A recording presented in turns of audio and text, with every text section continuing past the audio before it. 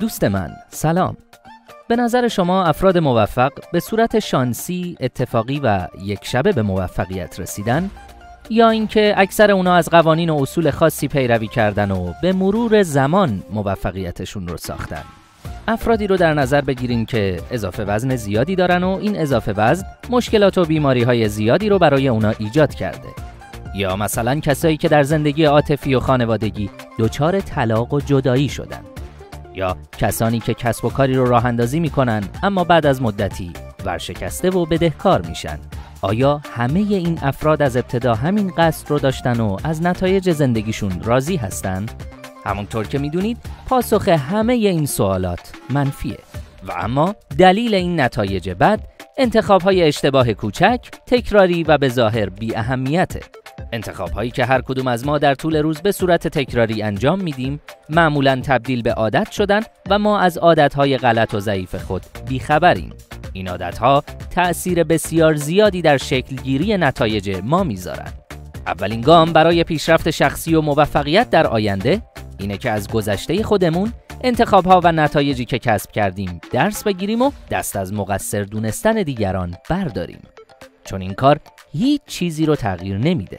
دومین گام اینه که نسبت به شخصیتی که امروز دارید، توانمندی‌ها و مهارت‌هاتون و نتایجی که در زندگی کسب کردید، واقع‌بین باشید و با خودتون و دیگران صادق باشید. و سومین گام اینه که 100% مسئولیت تغییر و ساخت آینده‌تون رو به عهده بگیرید. به قول جیمران، روز پایان کودکی و شروع بزرگسالی روزی است که مسئولیت کل زندگیت رو به عهده میگیری. پس از این لحظه به بعد شما باید مسئولیت ساخت طرز تفکر، مهارت‌هایی که باعث پیشرفت شما میشه، ارتباط مفید و ارزشمند، آینده شغلی و در کل موفقیتتون رو به عهده بگیرین و هر روز در جهت پیشرفت و توسعه هر کدوم اقدامات عملی انجام بدید. آگاه باشید که طرز فکر شما برای شما احساس ایجاد میکنه و شما بر اساس احساسات خود رفتار میکنید، صحبت میکنید و مجدداً فکر میکنید. مجموع افکار، رفتار و کلام شما وقتی در دراز مدت تکرار میشه، نتایج شما رو میسازه. مطالعات روانشناسی نشون میده 95% از همه چیزهایی که ما به اونها فکر میکنیم و انجام میدیم، نتیجه عادتهایی است که در وجود ما شکل گرفتن. پس برای آگاهی از عادتهای فکری، کلامی و رفتاری و تغییر اونها، ابتدا باید اونها رو ثبت کنیم و سپس برای تغییر برنامه ریزی کنیم که دستیار برنامه ریزی سال پنبریز در این زمینه به شما کمک میکنه. دوست من، همونطور که انتخابای کوچک، تکراری و ضعیف نتایج ضعیفی رو میسازه، انتخابهای کوچک و تکراری در جهت موفقیت میتونه باعث شکلگیری موفقیت تو هر زمینه‌ای بشه. اجازه بدین با رسم نمودار شما رو با پدیده‌ای به نام اثر مرکب آشنا کنیم. نمودار عمودی درباره نتایج شماست. فرض کنید میخواید دانش، طرز فکر، درآمد، تعداد مشتریان و سلامتیتون رو رشد بدید. و از اونجا که بهبود و تحول این موارد یک شبه اتفاق نمیفته، برای تغییر هر کدوم به زمان نیاز دارید. اگه نقطه‌ای که امروز هستید از نظر درآمد، دانش، سلامتی و غیره رو نقطه مبدأ در نظر بگیرید و بخواید نتایج رو با این نقطه مقایسه کنید، نمودار به این شکل میشه. حالا عملکرد روزانه و نتایج نهایی شما رو تو 2 حالت بررسی میکنیم. حالت اول، فرض کنیم شما هم مثل میلیون‌ها نتورکر تازه کار دیگه با شور و اشتیاق وارد این حرفه شدید. دوست دارین پیشرفت کنید و موفق بشید، اما برنامه مشخصی ندارید. از انجام کارهای پایه‌ای و لازم تفره میرید و انجام اونها رو به تعویق میندازید. از مطالعه و یادگیری فراری هستید و دلایل و بهونه‌های مختلفی برای انجام ندادن کارهای لازم میارید. لیست افرادتون رو قضاوت میکنید و ارتباط جدیدی نمیسازید. ولی خیلی دوست دارید هرچه زودتر به موفقیت برسید و شبکه فروش و مشتریان ثابت زیادی داشته باشید و تبدیل به یک فرد الهام بخش و با اعتماد به نفس بشید. به همین دلیل بعضی از روزها محصول و کسب و کارتون رو به دیگران معرفی میکنید. بعضی روزها چند صفحه کتاب مطالعه میکنید. اگه شرایطش پیش بیاد، دوست جدید پیدا میکنید. اگه برنامه مهمانی یا تفریح نداشته باشید، سریال مورد علاقتون تموم شده باشه و زمان آزاد داشته باشید و سر حال باشید، در جلسات سازمانی شرکت میکنید یا برای اعضای تیمتون جلسه میذارید.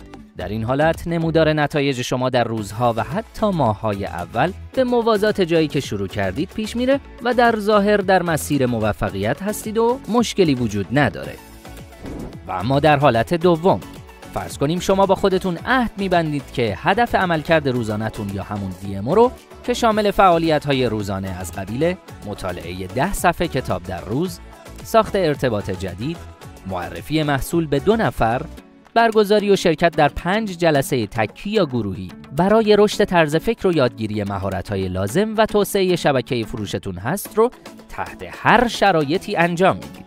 در این حالت هم در روزها و حتی ماه‌های ابتدایی نتایج شما تغییر چشمگیری نخواهد داشت و به موازات نتایج حالت اول خواهد بود. اما در ادامه بعد از گذشت 3 ماه نتایج تفاوت خودشون رو نشون میدن و بعد از 1 سال تفاوت بسیار چشمگیر خواهد بود. در حالت اول بعد از گذشت 3 ماه احتمالاً شما 1 کتاب رو کامل نکردید. احتمالاً محصول و نتورک رو نهایتاً به 20 الی 30 نفر معرفی کردید و احتمالاً در مهارت‌های پایه‌ای به تسلط کافی نرسیدید و عملاً نتایج مثبت و خوبی کسب نکردید.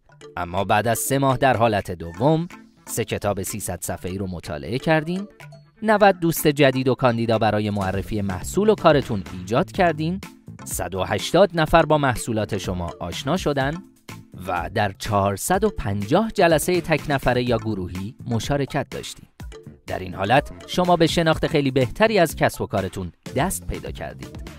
با توجه به 90 دوست جدیدی که پیدا کردید، در ماه بعد میتونید محصول و کسب و کارتون رو روزانه به 3 نفر معرفی کنید و اگر 1/3 از 180 نفری که محصولتون رو به اونا معرفی کردید، حداقل نفری 500,000 تومان از شما محصول خریداری کرده باشن، فروش شخصی شما 30 میلیون خواهد شد و شما تونستین درآمد نسبتاً خوبی از مشتری سازی کسب کنین و پایه‌های یک شبکه فروش قدرتمند رو ساختین.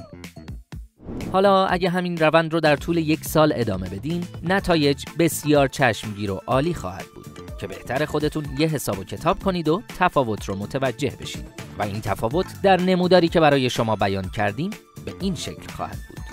در این مثال در حالت اول ابتدای مسیر موفقیت راحت هستید و فشاری به خودتون نمیارید، اما در ادامه به خاطر نتایج ضعیف احساساتی همچون ناامیدی، ناتوانی و ناکارآمدی رو تجربه می‌کنید.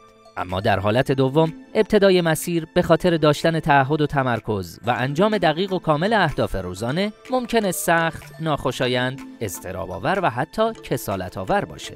اما به مرور به عادت تبدیل میشه و نتایج مثبتی که به همراه خود خواهد داشت بسیار جذاب و ارزشمند خواهد بود. چون طرز فکر شما، مهارت و دانش شما و درآمد شما به قدری توسعه پیدا کرده که از شما یک فرد توانمند، اثرگذار، موفق و الگو خواهد ساخت. یادتون باشه برای موفقیت و پیشرفت در هر زمینه‌ای نیاز به شرایط ایدئال یا هیجان بالا ندارید، بلکه نیاز به تعهد روزانه و بلند مدت دارید. برای اینکه بتونید عملکردتون رو هر روز ثبت و ارزیابی کنید، در ابتدا باید الگوی عملکرد روزانه یا اصطلاحاً DMO خودتون رو به کمک حامیان خود طراحی و مشخص کنید. سپس طبق اصول و جدول طراحی شده عملکردتون رو ثبت کنید. ابتدا در بالا سمت چپ جدول نام ماه مد نظرتون رو بنویسید. سپس در کادر پایین اهداف روزانه یا DMO رو یادداشت کنید. در انتهای هر روز اگر DMO خودتون رو کامل انجام دادید، خونه بالایی رو پر کنید. و اگر نتونستید DMO رو کامل انجام بدید، خونه پایینی رو پر کنید. با این عمل در انتهای هر ماه میتونید عملکرد هر روز خودتون رو ارزیابی کنید. پس با توجه به صحبت‌های امروزمون با ثبت عملکردتون در جدول DMO بعد از 1 سال متوجه تغییرات مثبتتون میشید و با بالا بردن میزان درآمد، دانش و مهارت به مسیر موفقیت دست پیدا خواهید کرد.